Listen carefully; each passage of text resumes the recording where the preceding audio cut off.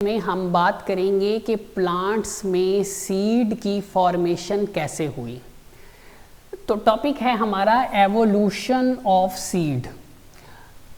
Students, अगर हम plants की हिस्ट्री का मुतालिया करें तो पूरी प्लांट हिस्ट्री में जो सबसे अहम चीज़ या जो सबसे अहम चेंज हमें देखने को अगर मिलता है प्लांट्स में तो वो सीड ही की फॉर्मेशन है। वैसे तो प्लांट्स में वक्त के साथ साथ रूट्स भी बनी, स्टेम भी बने, लीफ भी बने, लेकिन सीड का बनना जो है ये प्लांट हिस्ट्री में एक बहुत अहम जो है वो करैक्टर था, बहुत अहम एक फॉर्मेशन थी। तो प्लांट्स की हिस्ट्री में सबसे जो अहम इवेंट है अकॉर्डिंग टू साइंटिस्ट वो सीड का ही बनना है। एक अंदाजे के मुताबिक प्लांट्स में सीड की फॉर्मेशन आज से 390 मिलियन साल पहले जो है वो हुई थी। कि प्लांट्स में बीज बनाने का जो आगाज़ था, सीड फॉर्मेशन का जो आगाज़ था वो आज से 390 मिलियन साल पहले हो चुका था और आज से तकरीबन 365 साल पहले जो है वो पहली बार प्रॉपर सीड जो है वो देखने को मिला। मतलब ये कि 390 मिलियन साल पहले ये प्रोसेस स्टार्ट हुआ और 365 मिलियन साल पहले हमें प्लांट में पहला सीड देखने को मिला। इसका मतलब ये है कि टोटल जो टाइम पीरियड है वो तकरीबन 35 मिलियन साल का गैप है, कि 35 मिलियन साल का टाइम पीरियड दरकार था प्लांट्स में सीड को बनाने के लिए। और ये सीड पहली बार जो पहला सीड जब बना था तो वो पीरियड जो चल रहा था उस वक्त that was late Devonian period. जैसे कि आप जानते हैं कि जियोलॉजिकल टाइम चार्ट जब हम पढ़ते हैं तो पूरे टाइम पीरियड को, लाइफ को 4 पीरियड्स में डिवाइड किया, कई इराज में डिवाइड किया गया है, फिर हर इरा को कई पीरियड्स में डिवाइड किया गया है। तो लेट डिवोनियन पीरियड जो कि तकरीबन 400 मिलियन साल पहले की ये बात है। तो जब इंसेक्ट्स जो हैं वो, प्लांट्स जो हैं ये ज़मीन पर डेवलप होना शुरू हुए थे, समंदरों के अंदर कोरल रीफ बनना शुरू हुए थे, उस पीरियड को हम कहते हैं लेट डिवोनियन पीरियड, जो कि तकरीबन 400 मिलियन साल पहले की बात है, जब पहला सीड प्लांट्स में जो है वो बाकायदा तौर पर देखा गया। टेक्निकली अगर हम बात करें तो सीड की डेफिनेशन क्या बनती है? टेक्निकली सीड से मुराद है फर्टिलाइज्ड ओव्यूल, कि अगर ओव्यूल जो है उसकी फर्टिलाइजेशन हो जाती है तो सीड बनता है। तो ओव्यूल, फर्टिलाइज्ड ओव्यूल को हम सीड कहते हैं। तो अब देखना यह है कि ओव्यूल क्या है। तो ओव्यूल इज इंटेगुमेंटेड इन डिहाइसेंट मेगास्पोरेंजियम। अभी हम इसके बारे में आगे पढ़ेंगे भी कि मेगास्पोरेंजियम के गिर्द अगर एक मजबूत कवरिंग बन जाए तो उसे हम कहते हैं ओव्यूल। मिसाल के तौर पर अगर ये फ़र्ज़ कर लेते हैं ये एक मेगास्पोरेंजियम है। अब इस मेगास्पोरेंजियम के गिर्द अगर एक कवरिंग बन जाए, एक प्रोटेक्टिव कवरिंग बन जाए, जिसे हम कहते हैं इंटेगोमेंट, दिस इज कॉल्ड इंटेगोमेंट। अब इस इंटेगोमेंट कवरिंग को कहते हैं, प्रोटेक्टिव कवरिंग को कहते हैं। अब इस कवरिंग की वजह से ना वाटर जो है वो स्पोरेंजियम के अंदर दाखिल हो सकता है, ना वाटर जो है वो बाहर जा सकता है। इसको हम कहते हैं इनडिहाइसेंट, एक मजबूत कवरिंग जो कि वाटर जो है उसको मूव आउट नहीं करने देगी। इसे हम कहते हैं इंटेगुमेंटेड, सिंपली इंटेगुमेंटेड मेगास्पोरेंजियम। ऐसा मेगास्पोरेंजियम जिसके गिर्द इंटेगुमेंट मौजूद होगा उसे हम क्या नाम देंगे? That is called ovule. और उस ओव्यूल की अगर फर्टिलाइजेशन हो जाती है तो उसे हम क्या कहेंगे? सीड। तो ये एक मेगास्पोरेंजियम है, इंटेगुमेंटेड मेगास्पोरेंजियम है, जिसकी अगर जिसे हम ओव्यूल कहते हैं, और इसकी अगर फर्टिलाइजेशन हो जाती है तो इसे हम सीड का नाम देते हैं। जैसा कि आगे देखिए उसने बताया भी है कि इंटेगोमेंट जो हैं ये ख़ास किस्म की प्रोटेक्टिव कवरिंग होती है जो कि मेगास्पोरेंजियम के गिर्द बनती है। ये तो कुछ टेक्निकल टर्म्स थी कि सीड क्या है, इंटेगोमेंट क्या है और मेगास्पोरेंजियम क्या है, जो कि आगे हम डिटेल में जो है वो पढ़ेंगे। यहाँ पर हम बात कर रहे हैं कि प्लांट्स में सीड कैसे बना। तो प्लांट्स में सीड बनने का जो प्रोसेस है उसको हमने 6 स्टेप्स में 6 स्टेप्स में जो है वो डिवाइड किया है कि प्लांट्स में सीड फॉर्मेशन जो है वो मदरजा झेल स्टेप्स की मदद से जो है वो हुई है। सबसे पहला स्टेप अगर आप देखें स्टूडेंट्स, तो पहला स्टेप है एवोल्यूशन ऑफ हेटेरोस्पोरी। अब पहला स्टेप क्या था कि प्लांट्स में ये जो हेटेरोस्पोरी है, हेटेरो मीन डिफरेंट और स्पोरी मीन स्पोर्स, कि प्लांट्स में डिफरेंट टाइप के स्पोर्स बनना शुरू हुए, जिन्हें हम मेल स्पोर्स और फीमेल स्पोर्स भी कह सकते हैं। तो प्लांट्स में 2 टाइप का डिफरेंट टाइप के स्पोर्स बनने का सिलसिला शुरू हुआ। सीड फॉर्मेशन में जो पहला स्टेप है वो ये है कि प्लांट्स में 2 टाइप का स्पोर्स बनना शुरू हुआ, क्योंकि ये देखा गया कि जो प्रीमिटिव वास्कुलर प्लांट्स हैं, हम वास्कुलर प्लांट्स की बात कर रहे हैं, जो अर्लियर वास्कुलर प्लांट्स थे, जो ओल्ड वास्कुलर प्लांट्स थे, उनमें एक टाइप के स्पोर्स ही जो है वो बनते थे, सिर्फ एक टाइप के। जो पुराने जो वास्कुलर प्लांट्स थे उनमें सिर्फ एक टाइप का ही स्पोर जो है वो, एक ही टाइप के स्पोर्स बनते थे। और जब वो स्पोर्स बनते थे तो उनको स्पोरेंजिया के अंदर बनते थे, फिर उसके बाद उन स्पोर्स को जो है वो बाहर निकाल दिया जाता था। तो चूंकि सारे स्पोर्स एक ही जैसे होते थे, इसलिए इस प्रोसेस को हम कहते थे होमोस्पोरी। होमोस्पोरी, एक ही टाइप के स्पोर्स बनते थे। लेकिन जैसे जैसे वास्कुलर प्लांट्स में एवोल्यूशन का सिलसिला शुरू हुआ, वक्त के साथ साथ वो जो प्रीमिटिव वास्कुलर प्लांट्स थे उनमें चेंजेस आना शुरू हुई। तो पहली चेंज जो देखने में मिली वास्कुलर प्लांट्स में वो ये थी कि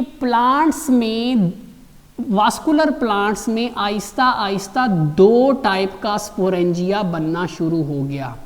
जैसा कि अगर आप इस डायग्राम को गौर से देखें तो यहाँ पर 2 टाइप का स्पोरेंजियम मौजूद है। ये लार्ज साइज है, जो लार्ज साइज का स्पोरेंजियम होता है उसे हम कहते हैं मेगास्पोरेंजियम, मेगास्पोरेंजियम, और जो स्मॉल साइज का sporangium that is called microsporangium, microsporangium.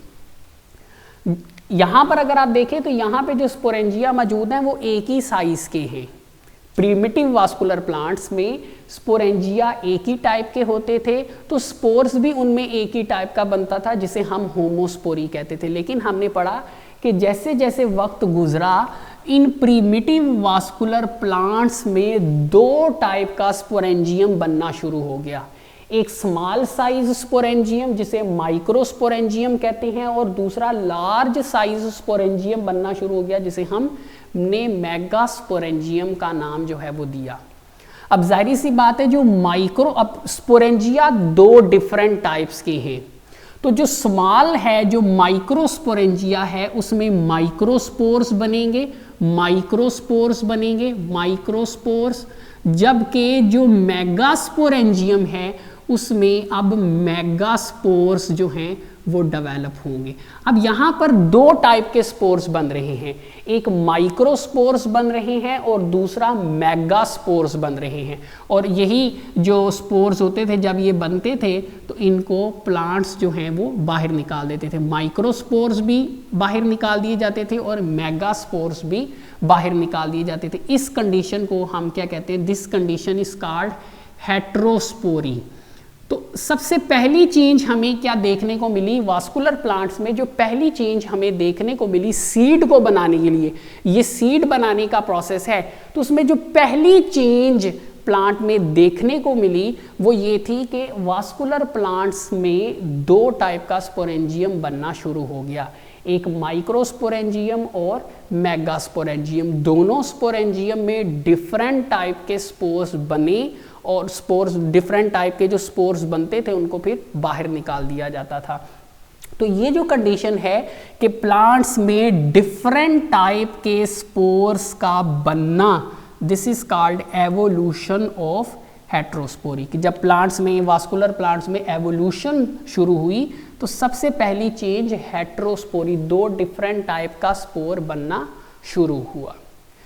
फिर उसके बाद दूसरी चेंज क्या देखने को मिली कि प्लांट्स में ये जो मेगास्पोरेंजियम है, ये वाला जो मेगास्पोरेंजियम था, इसके अंदर ये जो मेगास्पोर्स बनते थे, इन मेगास्पोर्स को बाहर निकलने से रोकना शुरू कर दिया। पहले क्या था कि मेगास्पोरेंजियम बना, उसमें मेगास्पोर्स बनते थे और उनको बाहर निकाल दिया जाता था। लेकिन वक्त गुजरने के साथ साथ एक दूसरी चेंज ये देखने को मिली कि जो मेगास्पोरेंजियम जो थे, मेगास्पोरेंजियम में जो मेगास्पोर्स बनते थे, उनको अंदर ही रखना शुरू कर दिया, उनको रिटेन करना शुरू कर दिया। मेगास्पोरेंजियम ने उनको रिटेन करना शुरू कर दिया। हालांकि जो माइक्रोस्पोर्स थे वो अभी भी बाहर निकाल दिए जाते थे, लेकिन वक्त के साथ साथ मेगास्पोरेंजियम में जो मेगास्पोर्स बनते थे उनको रिटेन किया जाने लगा। तो अब जाहिर सी बात है, जब मेगास्पोर्स मेगास्पोरेंजियम के अंदर ही रहेंगे तो वो अल्टीमेटली वहीं पर रहकर जर्मिनेट भी करेंगे, क्योंकि ये जो माइक्रोस्पोर्स और मैक्रोस्पोर्स होते हैं ये जर्मिनेट करके मेल गैमीटोफाइट, जिसे हम पोलन ग्रेन कहते हैं, और ये जो मेगास्पोर्स होंगे ये जर्मिनेट करके फीमेल गैमीटोफाइट एग बनाएंगे और फिर एनवायरनमेंट में इनकी फर्टिलाइजेशन होती थी, इसकी बात कर रहा हूँ मैं। लेकिन यहाँ पर अब देखें कि पोलन ग्रेन्स तो बाहर निकाले जा रहे हैं, माइक्रोस्पोर्स तो निकाले जा रहे हैं, लेकिन मेगास्पोर्स जो हैं उनको मेगास्पोरेंजियम में ही रखा जाना शुरू कर दिया गया है। तो ये दूसरी चेंज थी। उसके बाद क्या हुआ कि मेगास्पोर्स तो मेगास्पोरेंजियम में ही रहना शुरू कर दिए। तीसरी चेंज क्या देखने को मिली? तीसरी चेंज कि प्लांट्स में, ये जो प्लांट थे उनमें मेगास्पोरेंजियम के गिर्द कुछ प्रोटेक्टिव कवरिंग्स बनना शुरू होगी। जैसा कि अगर आप यहाँ पर गौर करें तो यहाँ पर आप देखें कि इस मेगास्पोरेंजियम के गिर्द कुछ प्रोटेक्टिव लेयर्स बन रही हैं जो उसको तकरीबन कवर कर रही हैं चारों तरफ से। ये जो प्रोटेक्टिव कवरिंग्स हैं इसको हम कहते हैं इंटेगोमेंट। जैसा कि अगर आपको याद हो, हमने यहाँ पे देखा था कि मेगास्पोरेंजियम के गिर्द एक प्रोटेक्टिव कवरिंग बनती है, डेट इज इंटेगोमेंट। तो जो तीसरी चेंज हमें प्लांट में दिखाई दे रही है वो ये है कि प्लांट्स ने मेगास्पोरेंजियम के गिर्द हिफाजती लेयर्स, प्रोटेक्टिव कवरिंग्स जो हैं वो बनाना शुरू कर दी, जिसे हम इंटेगोमेंट कहते हैं। अब इसे हम क्या कहेंगे? इंटेगोमेंटेड इंडाहाइसेंट मेगास्पोरेंजियम, जिसे हम ओवरऑल ओव्यूल जो हैं वो कहते हैं। तो तीसरी चेंज क्या थी? That is development of protective layers around megasporangium. पहले दो डिफरेंट टाइप के स्पोरेंजिया बने, माइक्रोस्पोरेंजियम और मेगास्पोरेंजियम। फिर दूसरा, मेगास्पोरेंजियम ने अपने मेगास्पोर्स को बाहर निकलने से रोकना शुरू किया। नंबर 3, उस मेगास्पोरेंजियम के गिर्द इंटेगोमेंट प्रोटेक्टिव लेयर्स जो हैं वो बनना शुरू हो गई। अब प्रोटेक्टिव लेयर्स बनने के बाद अब हम इसको डिफाइन कैसे करेंगे? Now this is called integumented indehiscent megasporangium, या जिसे हम टेक्निकली ओव्यूल भी अब इसको हम कह सकते हैं। अब यहाँ पर ओव्यूल बन चुका है, ओव्यूल तीसरी चेंज के नतीजे में बन चुका है। इसके बाद जो नेक्स्ट अहम चेंज देखने को मिली वो ये थी कि मेगास्पोरेंजियम, अब जो मेगास्पोरेंजियम होता था, मेगास्पोरेंजियम में बहुत सारे मेगास्पोर्स बनते थे, लेकिन प्रॉब्लम ये थी क्योंकि इन मेगास्पोर्स ने मेगास्पोरेंजियम में ही जर्मिनेट करके एग में कन्वर्ट होना था। जैसा कि हमने यहाँ पे दूसरे स्टेप में भी पढ़ा कि ये मेगास्पोरेंजियम में ही जर्मिनेट करेंगे। अब जर्मिनेट करने के लिए खुराक चाहिए, वाटर चाहिए, फूड चाहिए, डेवलप करने के लिए जगह भी चाहिए, तो उस जर्मिनेट करने के लिए जगह भी चाहिए। तो मेगास्पोर्स तो बहुत सारे बनते थे, लेकिन ये जब बहुत सारे मेगास्पोर्स बनते थे तो उनमें से सिर्फ एक मेगास्पोर ऐसा होता था जिसको बचाया जाता था और बाकी सारे जो मेगास्पोर्स होते थे उनको ख़त्म कर दिया जाता था, क्योंकि अगर बहुत सारे मेगास्पोर्स होंगे तो ना उनको प्रॉपर फूड मिलेगी, ना वाटर मिलेगी, ना जर्मिनेट करने के लिए उनको प्रॉपर जगह अवेलेबल होगी। लिहाजा जब बहुत सारे मेगास्पोर्स बनते थे तो उनमें से सिर्फ एक मेगास्पोर को जो है वो रखा जाता था, बाकी सबको ख़त्म कर दिया जाता था। वो जो मेगास्पोर बचता था उसे हम फंक्शनल मेगास्पोर का नाम देते हैं।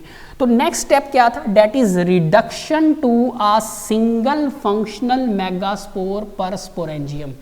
अब प्लांट्स में तो बहुत सारे मेगास्पोरेंजियम होते हैं, हर मेगास्पोरेंजियम में एक ही फंक्शनल मेगास्पोर रखा जाता था। कैसे? बाकी तमाम मेगास्पोर्स को ख़त्म करके, उनकी तादाद को कम करके सिर्फ एक ही मेगास्पोर को फंक्शनल रखा जाता था। अब जाहिर सी बात है वो जो फंक्शनल मेगास्पोर होगा वो फंक्शनल मेगास्पोर जर्मिनेट करके इट विल बी मेगास्पोर किस में कन्वर्ट होंगे? इनटू फीमेल गैमेटोफाइट, जिसे हम क्या कहते हैं? एग का नाम देते हैं। ठीक है, एग। तो यहाँ पर आप हमने देखा कि ये जो मेगास्पोर था ये जर्मिनेट करके एक बड़े से स्ट्रक्चर में तब्दील हो गया। Now this is called as egg. इसको हम एग भी कह सकते हैं, इसको हम एम्ब्रियो, क्योंकि जब एग की फर्टिलाइजेशन होगी तो इसने आगे चल के एम्ब्रियो जाइगोट में तब्दील होना है, फिर उससे एम्ब्रियो ही बनना है, तो हम इसको एम्ब्रियो भी कह सकते हैं। तो development of embryo sac within megasporangium, यहाँ पे स्पोरेंजियम से मुराद मेगास्पोरेंजियम है कि उस मेगास्पोरेंजियम में वो जो एक मेगास्पोर जो फंक्शनल बच गया था, अब मेगास्पोरेंजियम के अंदर वो मेगास्पोर जर्मिनेट करके एक फंक्शनल एम्ब्रियो में तब्दील होगा। यहाँ पर एग से मुराद ली जा रही है यहाँ पर, हालांकि एम्ब्रियो जो है ये बाद की स्टेज है, लेकिन यहाँ पर एम्ब्रियो सैक जो है ये फिलहाल एग के लिए टर्म जो है वो इस्तेमाल की जा रही है। फिर उसके बाद एक बड़ी ही यूनिक चेंज जो है वो देखने को मिली इस ओव्यूल में। चूंकि इंडहाइसेंट है, कवर्ड है, तो हम इसको ओव्यूल कहेंगे। तो नेक्स्ट चेंज क्या देखने को मिली कि जो मेगास्पोरेंजियम था, मेगास्पोरेंजियम का जो एक सिरा था उसने अपने आप को मॉडिफाई करना शुरू कर दिया। जैसा कि यहाँ पर अगर मैं इसको थोड़ा सा क्लियर कर दूँ, यहाँ पर आप देखें ये एक नेक लाइक स्ट्रक्चर जो है वो बनाना शुरू कर दी। ये एक नेक लाइक स्ट्रक्चर, अगर मैं इस डायग्राम को बनाऊं यहाँ पर, तो ये प्रोटेक्टिव कवरिंग इंटेगोमेंट है और ये उसके अंदर मेगास्पोरेंजियम जो है वो मौजूद है और ये उसके अंदर एग मौजूद है। ये वाला स्ट्रक्चर मैं यहाँ पे बना रहा हूँ।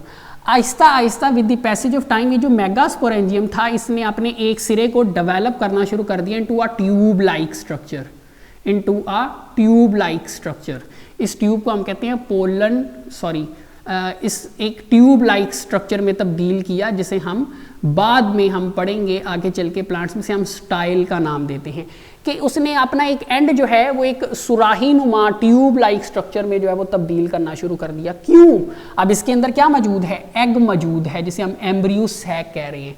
अब इससे क्या होगा कि ये जो माइक्रोस्पोर्स निकले हैं बाहर, ये किस में तब्दील होंगे? पोलन ग्रेन्स में, मेल गैमेटोफाइट में। ये उड़ते हुए आएंगे और आकर यहाँ पर फॉल करेंगे, गिरेंगे, एग की पोलन ट्यूब बनेगी, एग की फर्टिलाइजेशन होगी, जिससे अब ये ओव्यूल है सारा, अब क्या होगी? फर्टिलाइजेशन। तो जब ये ओव्यूल फर्टिलाइज हो जाएगा तो फिर हम इसको क्या नाम देंगे? That will be known as seed, इसको हम नाम देंगे। जब ये क्योंकि ये देखे ना, ये इंटेगोमेंट है और ये उसके अंदर मेगास्पोरेंजियम, और आप जानते हैं इंटेगोमेंटेड मेगास्पोरेंजियम को हम क्या कहते हैं? ओव्यूल कहते हैं। अब इस ओव्यूल में मौजूद एग की जब फर्टिलाइजेशन होगी, वो जो माइक्रोस्पोर्स बाहर निकले हैं मेल, क्योंकि याद रखिए जितने भी मॉडर्न प्लांट्स हैं उनमें भी जो माइक्रोस्पोर्स हैं ये बाहर निकाल दिए जाते हैं, लेकिन जो मेगास्पोर्स हैं वो मेगास्पोरेंजियम में ही रहते हैं। तो माइक्रोस्पोर्स उड़ते हुए आते हैं और यहाँ पर आकर फॉल आउट होते हैं, पोलन ट्यूब बनाते हैं, फर्टिलाइजेशन। तो जब इस ओव्यूल की फर्टिलाइजेशन हो जाती है तो क्या बनता है? सीड बनता है। तो ये कुछ डायग्रामेटिकली मैंने समझाने की कोशिश की है कि प्लांट्स में सीड की फॉर्मेशन कैसे हुई।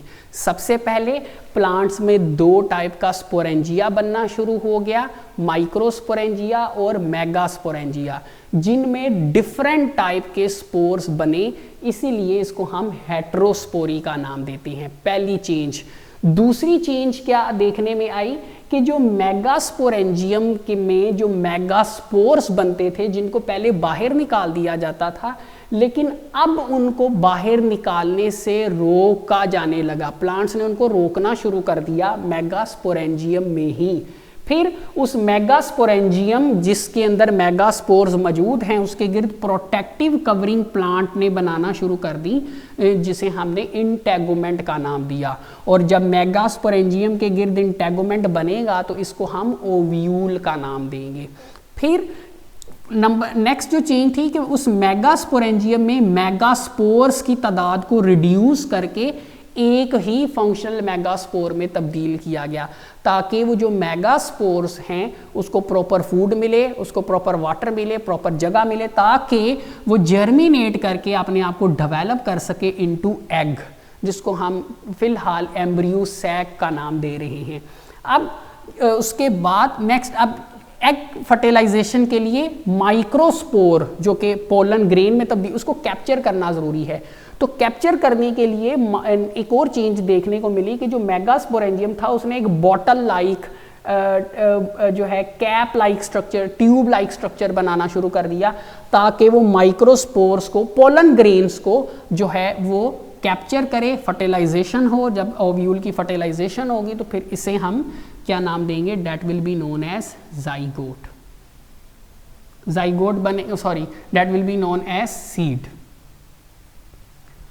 तो इस तरीके से प्लांट्स में जो है इन 6 स्टेप्स की सूरत में सीड की जो है वो फॉर्मेशन होती है। तो ये अगर एक पैटर्न के साथ इसको टॉपिक को पढ़ा जाए तो ये टॉपिक जो है वो बहुत ही ज़्यादा आसान है, और ये टॉपिक बोर्ड के हवाले से भी बहुत ज़्यादा जो है वो इम्पॉर्टेंट